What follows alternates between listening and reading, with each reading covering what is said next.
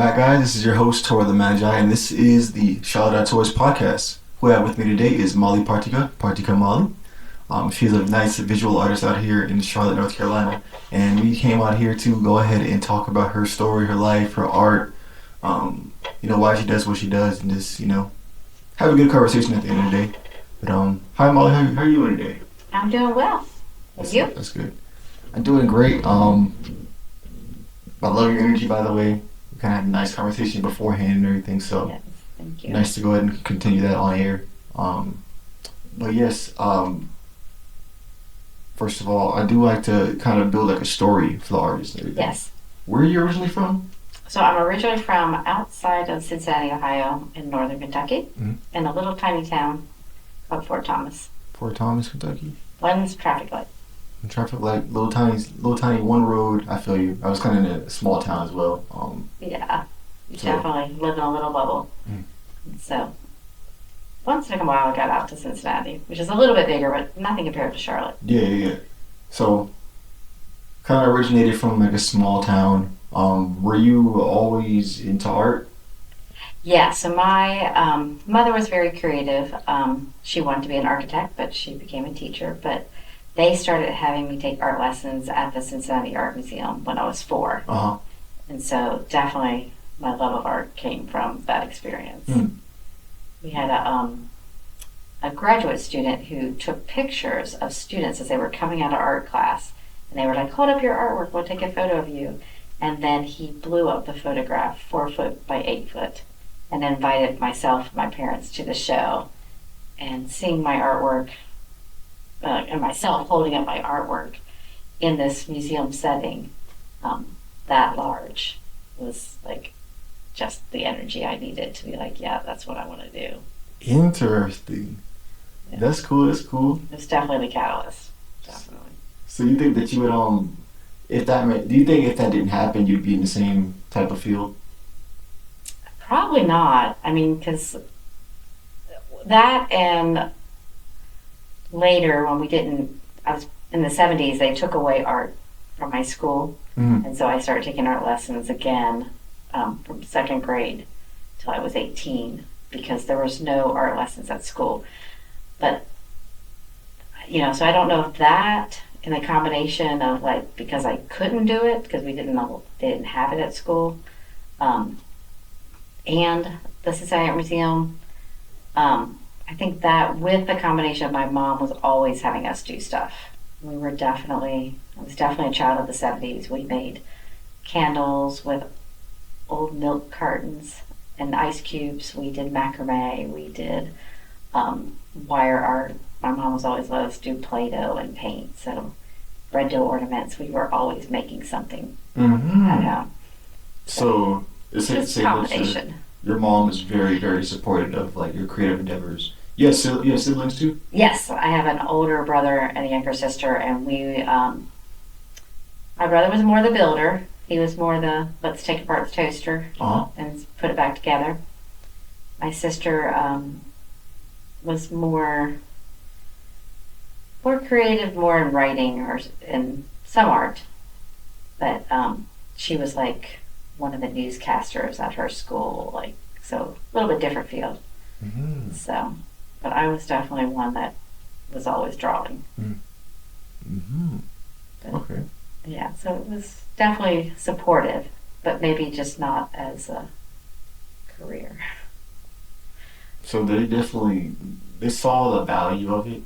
But Yes. I feel like the creative side of things don't really get a lot of recognition. Like you probably would agree that, and until I guess you pull up and become like some type of crazy superstar or something like that. But like.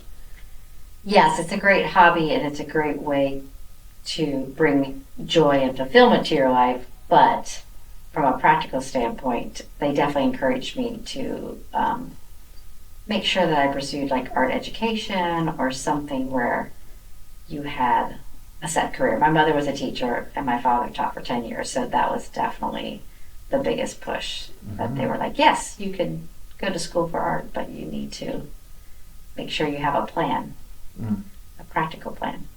I can agree with that, but I see like from like me looking at what you've done, I feel like you still like went beyond that. If I'm being honest, with the amount of art that you have put out and how good it is and where it Oh, is, thank you. and so like I want to kind of like dip into that a little bit more. So like you started out a lot of support, building your art, building up your skills and everything, and just seeing like how this could be something more than just something that I do when I'm at home or in school. Yeah, so they were supportive. I definitely went. I went to UNCC Charlotte for art, and it was a great program because I had the freedom. It wasn't as structured as it is today. Uh You huh. pretty much could design your own project class Okay. every year. So if you wanted to do a series of ceramic tiles one time, and if you wanted to do a series of acrylic paintings that were abstract, you could do that. And then the next semester, you could do a series of color pencil figurative drawing. Mm-hmm. You were able to kind of design your own classes, which was perfect for my personality. And I loved college. It was great. It was a great eye opening experience. It was learning what to do after college that became kind of the years where you're exploring and you're not quite as practical.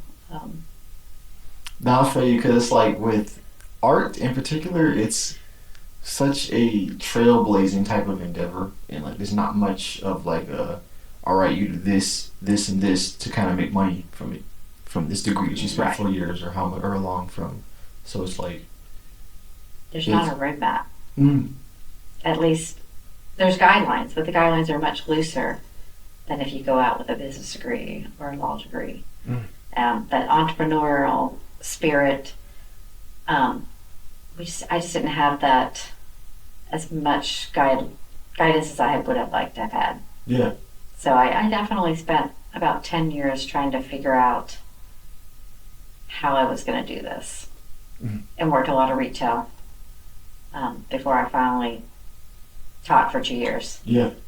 And I found, wasn't sure that's what I wanted to do, and I went into textile design um, with Springs Global, so that was really a lot of fun.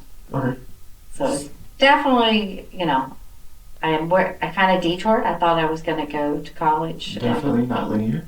Yeah, no, I thought I was going to go back and get my master's and teach at a college level, and I didn't. It didn't go out that way, and I ended up finding through connection through somebody that they worked at Springs, and I developed a textile portfolio and ended up working at Springs doing textile design.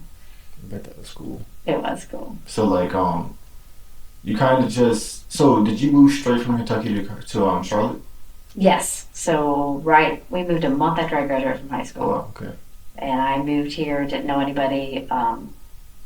I actually didn't apply to college because I had wanted to go to art school, and my parents were like, "No, we're going to go to an in-state school." So my mother dragged me out to UNCC, and I applied. I got in.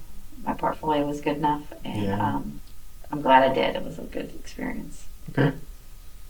So like it's like the art was already in you, and you knew that part of it you had to like kind of follow like a set rails, but at the same time it still feels like what you really want to do was kind of like coming through.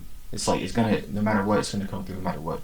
So like after college, you still are inside of like a creative type of art type of career, isn't it? Yeah. So I did glass fusion in a gallery out in Seattle. I worked for some framing places, framing up artwork. I worked in several art stores, Uh huh. being managers of it and selling art supplies. Um, and then I also did some freelance textile design to get in to Spring. So always on the creative side. Oh yeah, and like that's like something that we don't as artists we don't always get to even do. So that's like awesome that you just were able to still be in a creative type of environment and make money and still work on your art. Now, from speaking to you a few times, you said that you weren't really always consistent with your art though. What kind has like brought you back into like after stopping a few times? Um, Usually it's a big change in life. In 2010, I had the freelance work. I had done some textile work for a decade, and then was doing freelance work, and that kind of dried up. It was not as consistent. I started teaching part time, so I was doing painting to like kind of help my students. Like I need to practice what I preach. Yeah. And so did a little bit in 2010, and then I stopped. Life got busy. I had a child. I was doing a lot of creative work with her, like designing costumes and designing set design for her dance, company. But you're a cool parent. thank you. Did tie dye with her her kindergarten class. I was definitely one of those parents that was like trying to relive my childhood and give her the same childhood. So I just didn't do my own work till I hit 50, and then I was like, it's now or never. I mean, I do think that at some point, when it's important enough, you come to a realization that if I'm meant to do this, this is something I want to do since I was 4, I need to do it. So I started painting every day in little sketchbooks. Oh, yeah. And you kind of like, you said you filled like up an entire sketchbook, right? Oh, yeah. Like I probably have about 7 or 8 sketchbooks from 2017 to today. It's probably close to 10. And you held on to them? Oh, yes. Yeah. Oh, yeah. You should always hold on to what you did because you can look back and see the growth and see where you've come from. Do you journal too? Oh, yes. Oh, yeah. No, unfortunately, I like to do, well, I don't know if it's unfortunately, but I like to do every medium. I like to dabble in sculpture and glass fusion and silk painting and photography, drawing. Oh, yeah. Like, I feel like, just really what being an artist is the whole allowing yourself to dip into that mind state of being able to just create and just let it come out. So like, yeah, I definitely agree with you on that. Yeah, you have to let yourself play, or else you're gonna get stagnant, or you're gonna keep doing the same thing. If you're gonna grow as an artist, you have to experiment and explore medium, because if not, you're just gonna keep repeating. You're not really growing as an artist.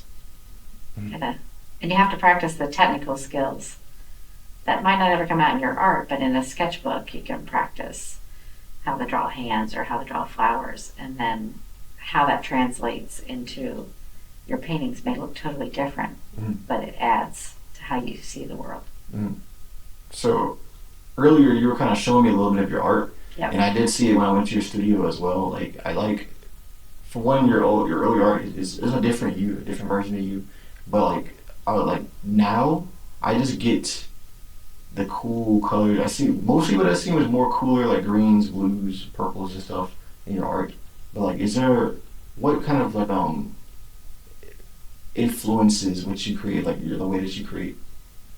For me, the biggest influence is energy and the idea of travel and exploration, and that kind of dichotomy of like, or juxtaposition of positive and negative energy. So I'm always trying to outpower the negative with the positive, but you're always trying to interpret how you're feeling, or how you can interpret a scene, or what the landscape that you're looking at is making you feel on a certain day. The weather can influence it, but it's fun to play with color and to kind of use color as a vehicle to express that energy, regardless of whether it's abstract or a landscape or a person.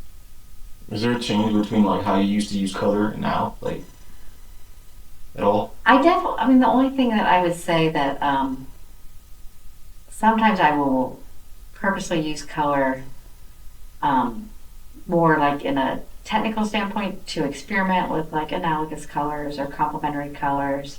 But it's pretty consistent that most of the paintings will portray a feeling or an energy. So even back then, I would still be thinking about it. But sometimes it's fun to play with, can I make a happy blue painting? Because sometimes people have Picasso's blue, sad, period. But for some people, blue is happy and peaceful. So it's fun to play with that kind of can you manipulate color through line and texture and shape to maybe change someone's perception of the energy they're seeing. Yeah.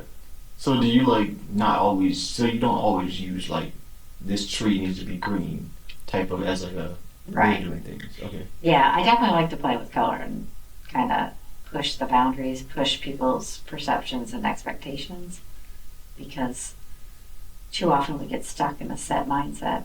Mm. So that way, if I can push it through visually, maybe people will learn to say, oh, that's that person's perception. So if they have that mindset that their perception's different than mine, maybe they'll carry that through when they have their next conversation with somebody, or they hear the next song, or the next podcast, or the next book they read. Like, oh, that's a different way of seeing. Mm. So like I see like you do definitely put your you I don't know if this is well I guess it is kind of intentional. You put your kind of mindset and the way that you think, the way that you are into your paintings, into your work. Is there Yeah, there's no separation. okay. And I definitely feel like I think that's why, at least for myself as an artist, why it's so personal to put your work out there because it does feel like little bits of your soul or your person or your personality that's out there on the canvas. Mm. And so, you know, if somebody doesn't like it, you have to learn that that was a projection of my energy. It's not really me. But yeah, definitely sometimes feels too personal. Mm-hmm. I think that's why it took me so long to actually show my work again. How did it like so yeah, so where you are right now and I remember going to your studio, I seen how much art you had and I'm like, how did someone just output this much? And you had to like grow as and also like putting it out to the world, selling it, giving it away and just doing commissions and stuff. Like what had to change with inside Molly for that to happen? Bro? Well, I mean, definitely turning 50 for one, and then going through a huge life change through divorce of 20 years. My whole life changed, and I kind of felt like I needed to catch up. So I definitely, plus COVID happened at the same time. Mm. So I had a lot of alone time. And I just, I'm not going to be negative about any life changes. I'm going to be positive. So the best way is to be active in something you love. Mm. So I just poured all that energy into painting. And like I tell my students, practice makes perfect. The only way I'm going to get better is to practice. And it's also a healing thing to paint, and you get those emotions and that energy out. And so it was kind of very therapeutic as well. But yes, I have produced a lot of work in that stage. And then also I had got a grant in 2020 at the same time, so I had to produce 6 to 8 4 foot by 5 foot and 6 foot by 5 foot paintings. So I had a deadline. Yeah. So I had Yeah, to come out. You had a certain amount of paintings you had to make in a certain amount of time. So it's like had no choice to do at this time. But yeah, I feel you. exactly. And when you paint large for Mm-hmm. the first time, can be very challenging because it's a completely different mindset. And so when I would get stuck, I would do these smaller series, and that's how I came up with so many little paintings because I would tape like 12 little 4 foot by 6 foot, 4 inch by 6 foot inch paint a piece of paper together and paint them as one painting to kind of get that feeling of how To like test it out. to test out colors and to test out brush strokes and also to just loosen up and like push through the block. Because when you hit a creative block, you want to stop, but you really need to keep painting to get through the block. And so if you do little ones, it kind of creates a different energy and separates and helps you kind of get your mindset to go back to the big painting. Mm. So I was constantly going back and forth. And that's the whole like that's not that can be extrapolated to like pretty much anything in life really like the smaller aspects can be broken down into like smaller things. Like if you got something that you're going through in real life, you could do smaller parts of it and then get through it. Right.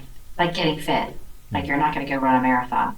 Mm. You're going to like do a couple Put your exercises. shoes on or something. Yeah, That could be it. yeah, like I put my shoes on today, or like people who write, like I wrote, 100 words today. And so no one's asking you to write a novel. That's too overwhelming. So I definitely feel like when you chunk it and do like a little bit at a time, it doesn't feel overwhelming. So like that's like I feel like that's a really big like creative um tip that had to be learned with a lot of wisdom. Kind of like how long did it take you to kind of like learn that lesson? I mean, it probably didn't have to be this whole huge like commission that you had for all these paintings and stuff, but like I feel like you probably learned it like earlier on with all the art that you created over the years. I definitely had to push through on many occasions. Like in high school, we had to have a portfolio and had to have so many pieces. Wow. The idea is that if you make 10 pieces, you're gonna get two or three great ones. So, you have to learn to, like I tell my students, get all the ugly paintings out, so that way, you know, the good ones can come out.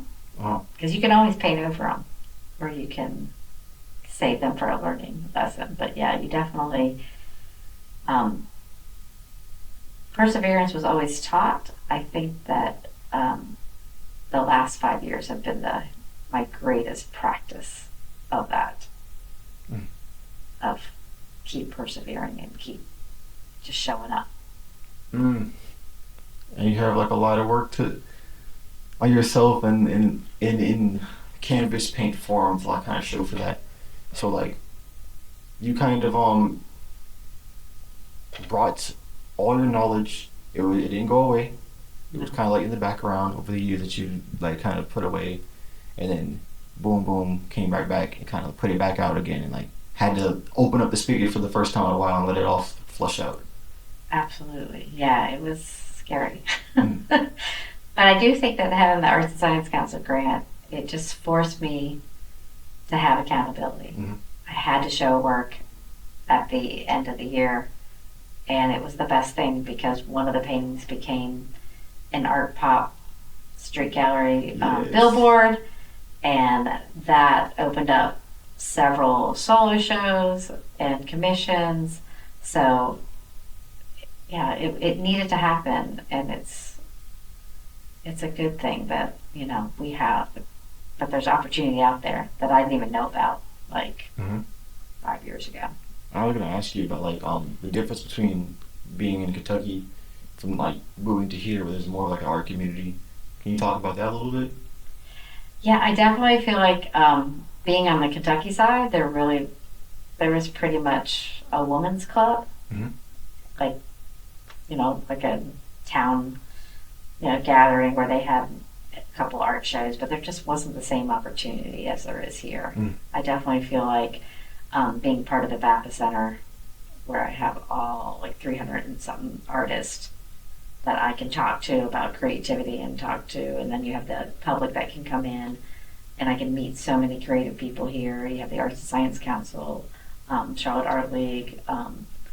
You have lots of businesses that are supporting arts. I was had a show at the AC Hotel by Marriott, as well as at Catalyst, which is a apartment complex that has a gallery in their lobby, and Summit Seltzer is a brewery company here that I had a show at. So I feel like the community is really supporting Charlotte artists. Like this would be the best time to be a creative person and be in Charlotte with the number of venues that are expanding the reach to Mhm. artists.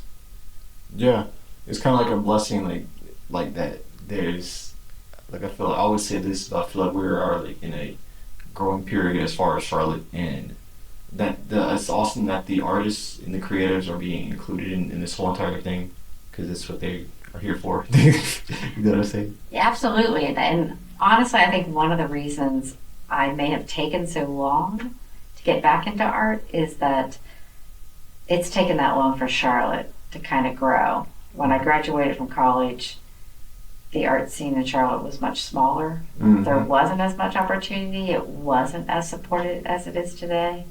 And so sometimes it's just timing. Yeah. And there's definitely um, a good time to be an artist in Charlotte because there's just so much more opportunity and So more like support.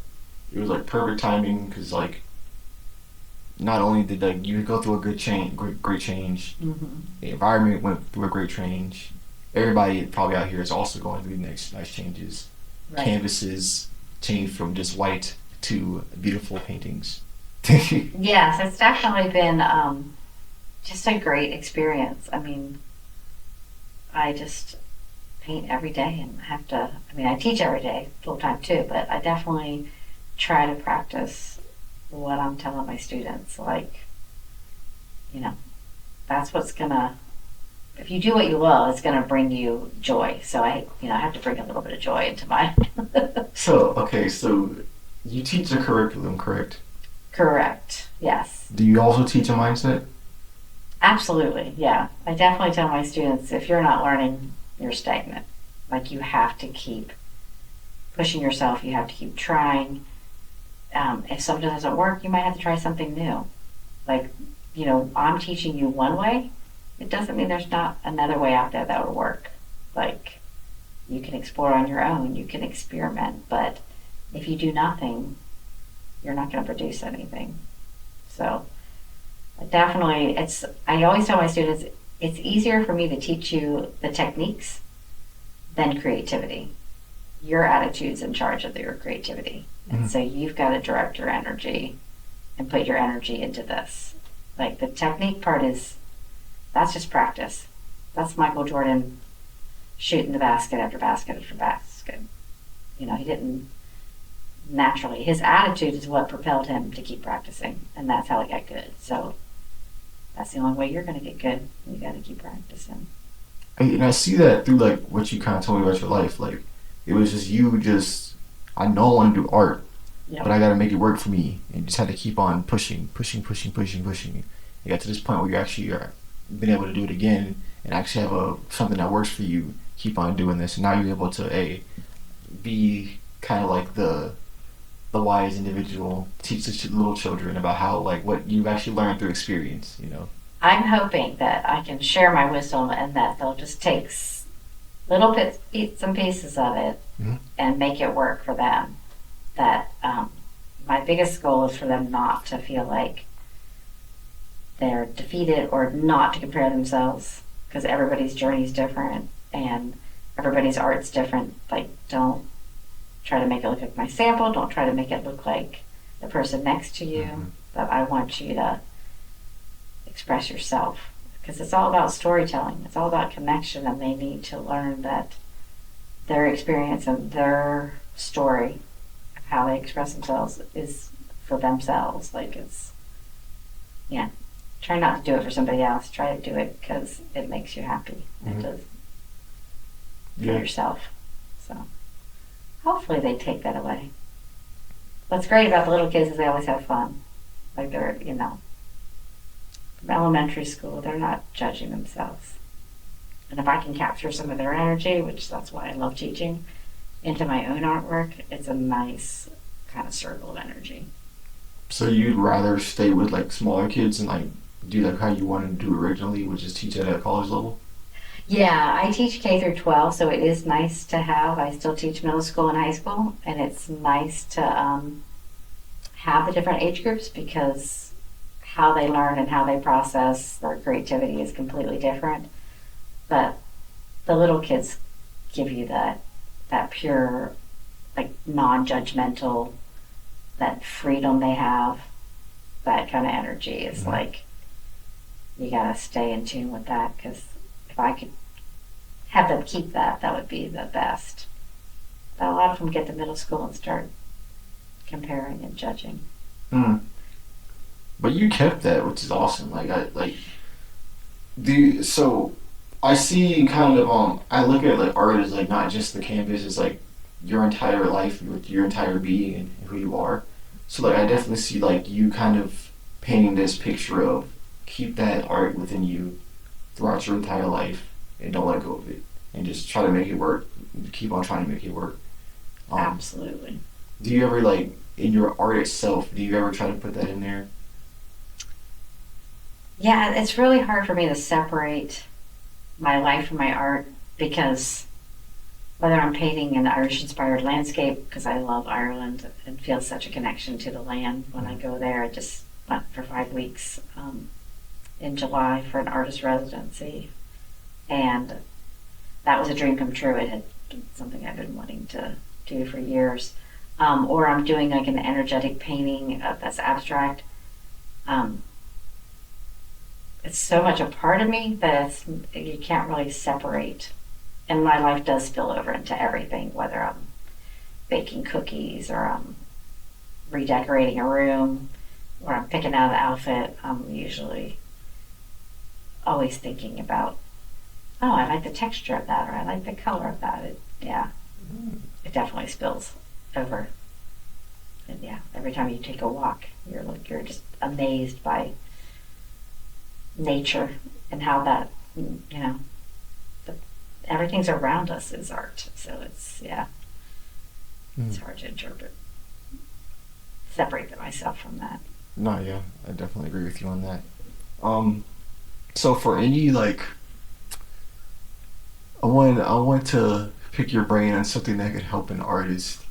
Um, in Charlotte, really anywhere who watch this, like if they're trying to get their idea out, if they're like wanting to make art work for them, maybe like they just want to be a part of their life. What would you say to them? For me, the biggest help has been connection. Mm. Joining the VAPA Center, joining Charlotte Art League, or creating an artist group. When I was right out of college, we created our own little Artist Way group and met with 3 or 4 of us, and we painted, once or twice a week. You have to, it's hard to create in a bubble.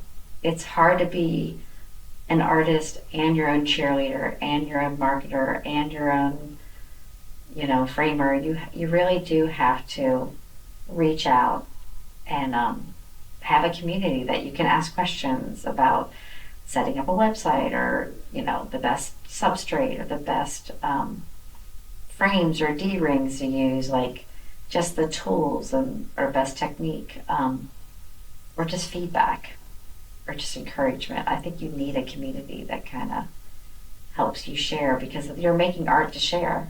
You're making art for a connection. So therefore, don't do it in isolation. Mm. That would be my biggest word of advice: is find other people. Mhm. Okay. I think we're gonna come to a wrap up. I love that. I love that advice. I love your entire energy about everything you're talking about. Love your message that you bring out and everything. Before we do that though, do you have anything that you would like anybody who's watching this to like kind of know about? It's coming up soon, or just in general? I just finished a Arts and Science Council grant where I turned some of my artwork into textiles, which kind of connected my former textile design career. And I'll have a show in April at the VAPA Center, in my studio, second floor, 267, where I will show it'll be a gallery of my artwork turned into textile designs, pillows and curtains, as well as the artwork on the wall. Okay. So, Where can we find you selection. to? You can find me. My website is www.molly MOLLYPARTYKA.com, where you can find me on Instagram, Partika Molly, or the landscape Instagram is Molly Partyka. Hmm. Okay. And you can always find me at VAPA. That is true. That is true. You said you do a lot of artwork there too, right? Yes, I have a painting studio as well, right outside of Charlotte Jazz. Okay. Okay. Definitely come by at Open Studios, first Saturday every month. That's where I met her. Yes. Is there many people to meet? 125. Oh yeah, that day studios. was awesome. We were just walking around, just in all the art studios, just talking to people. Yeah, and it's not just painters. I mean, there's photographers, musicians, actors, comedians. So, definitely. If you're a creative individual, definitely come out. For sure, for sure. Um, Yeah, that's gonna go ahead and wrap it up. Thank you guys for watching. Again, it's been your host Tour the Magi. We have Molly Partyka here. Definitely go check out her socials, her art. If you live in the Charlotte area or if you're planning on visiting, come by on Art on a Sunday. Or not Art on a Sunday. Open studios first Saturdays every month, and you can go and see her. But yes, thank you guys for watching. If you're watching us on YouTube, we also have the audio platform on Spotify, Google Podcasts. You can listen there. But thank you guys for watching this one. We'll catch you guys in the next one. And to the Charlotte Tours. Thank you. You. Thank you.